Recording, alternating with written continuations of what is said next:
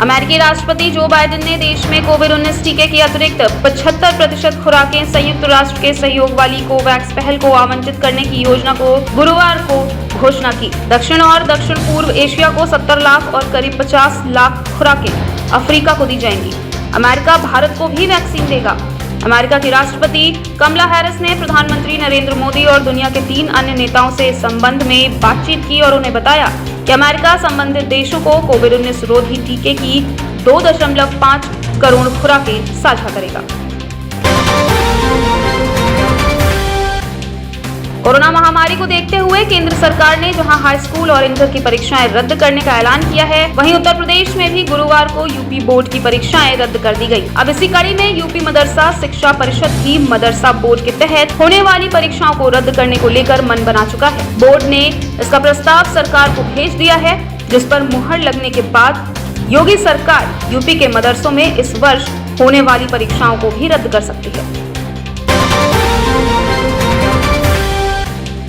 संयुक्त राष्ट्र महासभा ने 19 अगस्त 1982 को प्रतिवर्ष 4 जून को मासूम बच्चों की पीड़ा का अंतर्राष्ट्रीय दिवस के रूप में घोषित किया था। इस दिवस का उद्देश्य आक्रमण के शिकार हुए बच्चों को यौन हिंसा, अपहरण से बचाना तथा उनके अधिकारों की रक्षा के लिए संयुक्त राष्ट्र की प्रतिबद्धता की पुष्टि करता है।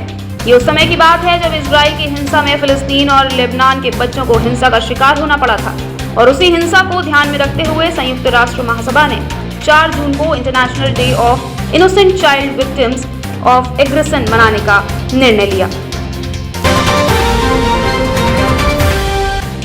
कांग्रेस की राष्ट्रीय महासचिव प्रियंका गांधी ने साइकिल गर्ल ज्योति से फोन पर बात की। इस दौरान प्रियंका गांधी ने ज्योति के पिता के निधन पर गहरी शोक संवेदना प्रकट की। साथ ही ज्योति और उसके परिवार को हर संभव मदद देने का आश्वासन दिया। ज्योति से बात करते हुए प्रियंका गांधी ने पढ़ाई जारी रखने की बात कही। साथ ही भरोसा दिलाया कि उसकी पढ़ाई का पूरा खर्च कांग्रेस पार्टी उठाएगी। वहीं इसके बाद ज्योति ने कहा कि वो प्रियंका गांधी वाड्रा से मिलना चाहती हैं और उन्होंने भी मिलने का वादा किया है। आगामी यूपी विधानसभा चुनाव को देखते हुए ऐसा नहीं लगता है कि बीजेपी यूपी में सीएम के बदलाव की सोच रही है, लेकिन जिस तरह से बैठकों का दौर चल रहा है और मुख्यालय और केंद्रीय नेताओं के हस्तक्षेप बढ़े हैं, उससे ये कयास लगाए जा रहे हैं कि सीएम को हटाया नहीं जाएगा। यूपी में विधानसभा चुनाव से पहले केंद्रीय नेतृत्व प्रचार माध्यमों में आमूलचूल परिवर्तन कर सकता है। सीएम योगी आदित्यनाथ के साथ साथ कुछ प्रमुख जिम्मेदारियों में पार्टी के अन्य नेताओं का दखल बढ़ सकता है। हालांकि संगठन मंत्री बीएल जोशी के यूपी दौरे और राज्य के नेताओं के साथ 1-to-1 मुलाकात ने भी इन चर्चाओं को हवा दे दी है। भारतीय रिजर्व बैंक की मॉनिटरिंग पॉलिसी कमेटी की हर 2 महीने में होने वाली 3 दिवसीय समीक्षा खत्म हो गई है। रिजर्व बैंक ने नीतिगत दरों में कोई बदलाव नहीं किया है। फिलहाल रेपो रेट 4% पर है और रिवर्स रेपो रेट 3.5% पर। आरबीआई गवर्नर शक्तिकांत दास ने कहा कि मॉनिटर पॉलिसी ने एक मत से ये तय किया है कि ब्याज दरों में कोई बदलाव नहीं किया जाए।